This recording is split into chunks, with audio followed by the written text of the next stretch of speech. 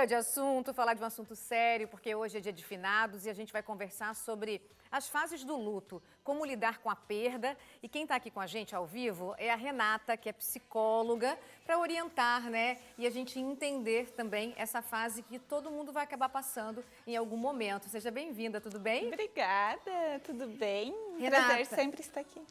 começa explicando pra gente, assim, o que é o luto?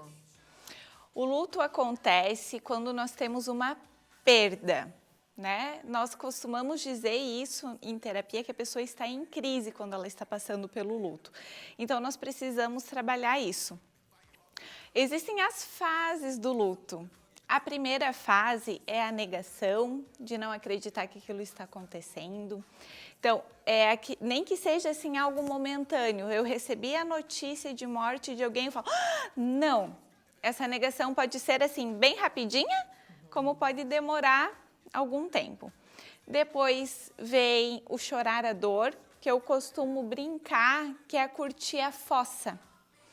É chorar, é sentir saudades mesmo, é aquele momento bem complicado de sofrimento e que é necessário ser passado. Depois vem a raiva do mundo, a raiva do médico, a raiva de Deus, enfim, existem vários motivos, né, para se ter raiva. A culpa, em algumas vezes ela vem também de forma muito rápida e muitas vezes vem de forma muito duradoura. E depois sim vem refazer os projetos. Então, quando nós passamos por um processo de luto, antes de passarmos por essas fases, não adianta querer pensar como será a vida sem aquela pessoa, dessa nova fase. É importante, então, que a pessoa enfrente todas essas fases, porque eu vejo algumas situações assim que às vezes a pessoa quer superar muito rápido, né? Não quer se dar o direito de sofrer. E isso é ruim? Em algum momento vai ser pior? E quanto menos nós nos permitimos nos entregar para essa dor, mais ela demora para passar. Tem pessoas que também falam, chegam no consultório para mim e falam assim, eu estou vivendo tudo isso junto. É sinal que não está vivendo nada. Então, nós temos que sim nos entregar, como eu brinquei antes ali, né? Curtir a fossa de cada fase, nos entregarmos da forma mais intensa possível. E isso, claro, existem várias técnicas para que a gente consiga fazer isso de forma controlada. Eu também falo que eu dou um sprayzinho anestésico para os clientes, né, para conseguir viver, mas aquilo não será algo tão difícil assim. E nós enfrentando isso, nos aprofundando em cada fase, sim, fica menos difícil nós superarmos esse luto. E você estava comentando também da questão de quando você recebe a notícia, até a atitude no velório, tem gente que decide não ir, né? Ou tem gente que fica em choque naquele momento. Quando alguém falece, eu vou no velório ou eu converso com algum familiar ou alguém que está próximo, a minha dica é sempre assim, se permita ao máximo viver essa dor.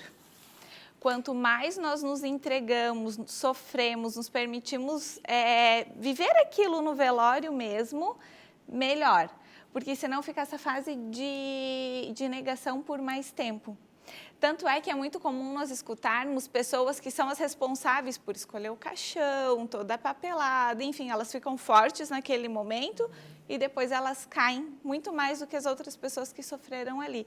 Então, deixem essa responsabilidade sempre para alguém mais distante, que consiga fazer isso. Eu acho que você fica lembrando depois, né? Eu nunca perdi alguém assim tão próximo, mas é uma coisa que não é confortável para a gente imaginar, né? A gente fala muito de vida, a morte é uma certeza, mas a gente não gosta, né? A gente não é à vontade para falar desse assunto. Não, porque é muito sofrimento, é difícil.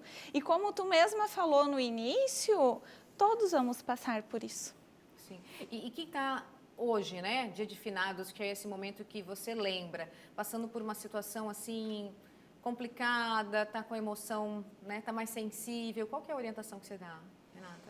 Lembrar dessas pessoas, se permitir viver isso. Sempre o primeiro ano de luto, ele é o mais difícil. Então, se permitir sim, relembrar, chorar se tiver vontade. Eu costumo dar a dica de chorar no banho, né? O banho é um ótimo lugar para nós chorarmos, um choro verdadeiro.